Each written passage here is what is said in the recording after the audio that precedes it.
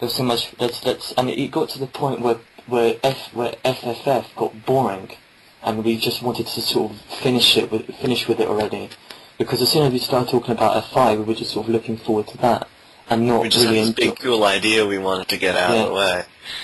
Yeah, I mean, and it's a shame really, because I really enjoyed FFF.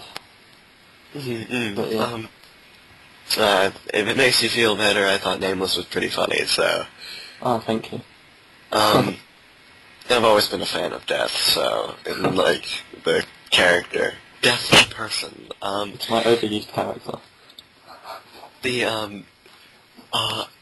Like in the Terry Pratchett stuff, I used to love the Death novels. Yeah, he was awesome. Very, very cool. It's a pun or a play on words. What was the other thing I was going to say? I hate when that happens. Yeah, I know. It's happened to me a little while. A little bit, rather, not a little while. It's been happening to me for a lot longer than a little while. Ever since I was born. Before we go any further, yeah. I just want to say your voice is epic. Serious? Yes, even now, it is just epic. Even when I've got a half cold and I'm... Yes. Yeah. You should be one of those people who read books, on those tape things. And that's like Lord of the Rings or something. It's epic. Actually, just reading the thread right now, I mean... Oh, what... You've been kind of part of this, but what is your thought on how we've been using the discussion thread a bit as an argument thread lately? Well, to be honest, I hate it. But at the same time, sometimes I can't help but join in. Like at the moment, I sort of can't help but join in. But I try so many times to just completely ignore it, because it's the discussion thread, you know? I don't mind the discussion thread at all. I just don't want it to get serious. You know, because it's just. We've had 2 locks so far in the past few months, you know. I mean, I know. It's just I don't really want to. I thought it was funny that whenever I go like, you know, oh hey, now that we're discussing ABR and the ABR discussion thread is a big deal. It's like we don't really do it, do we? Yeah. We do. I couldn't help but not understand. Sorry? We do when something big gets brought out, we talk about the discussion stuff, like the actual comic itself. I don't think I've been part of much of the conversation about the comic itself. That's the odd thing. I mean, apart from a few times, I don't think I really have discussed the actual... I know I have, that's wrong. But, no, I have. Get that. Ignore that. Yeah, sorry, go on. I think I have. No, I haven't. I think I have. No, I haven't. Oh, never mind.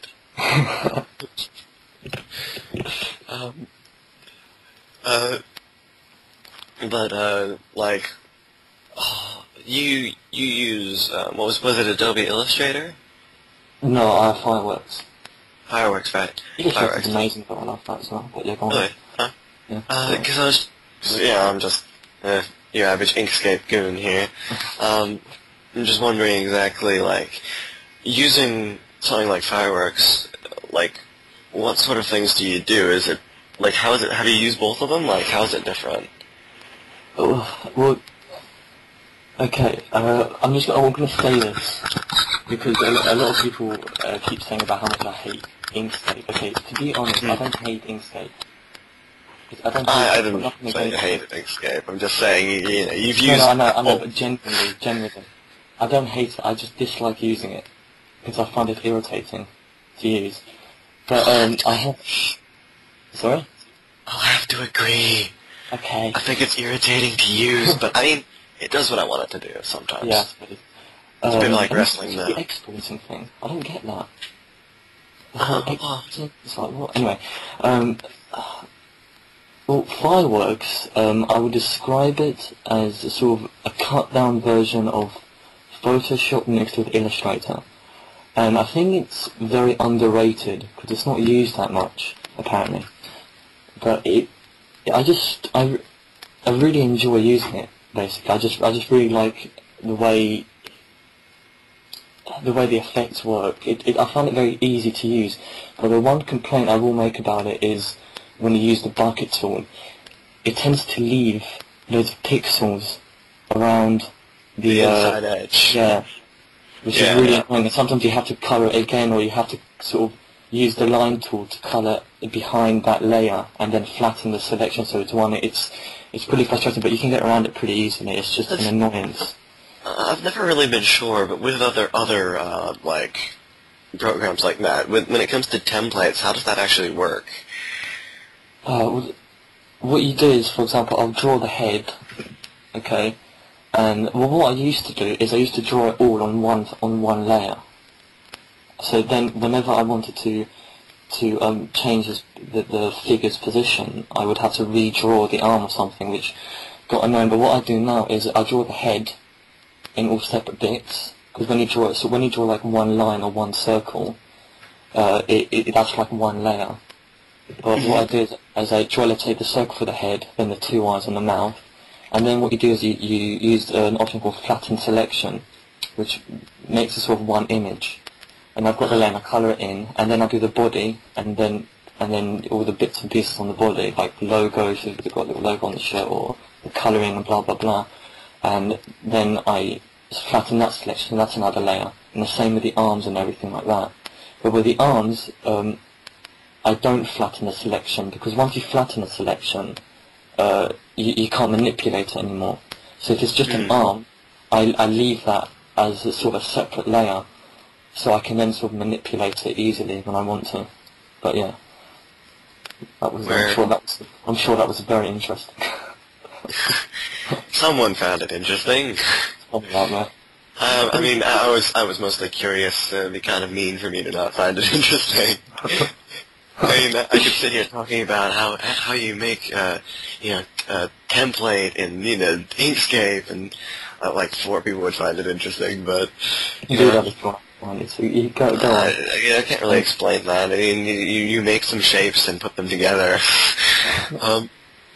Yeah, I know it's kind of a little weird to hear me say that I don't really think about these at all. The shading thing. Actually, that's something important I could talk about, because a lot of people make a big deal about how hard it is to shade in Inkscape or something. I'll tell you exactly what those shading things are. I make a solid color between the colors from the actual thing, right? And then I make a big blob on whatever item that is on its own, like how the heads are on their own, the bodies are on their own, the arms are on their own, or whatever. I make a big blob of black, and I make it 20% transparent, and I make it part of the image. I do the same with a white thing, except for sometimes I make it about 10% because sometimes it's too bright. That's all a shading is. That's why I get so amazed when people go, "It's so cool." It's like, they're blobs of color. It's a lot simpler with fireworks. You just get the burn tool and you use it like a rubber. And I know the burn tool. I've used things like Photoshop and stuff. Yeah. I've never used Photoshop before. I've never used it. For intents and purposes, I technically didn't, but it had a Trojan anyway, so it murdered me. But there's birds in my roof. There's birds in your roof? Yeah. I'm in the top floor, and there's a hole somewhere in the bit between the roof and the top of the roof. That's the birds fly in, and I hear them chirping during the summer.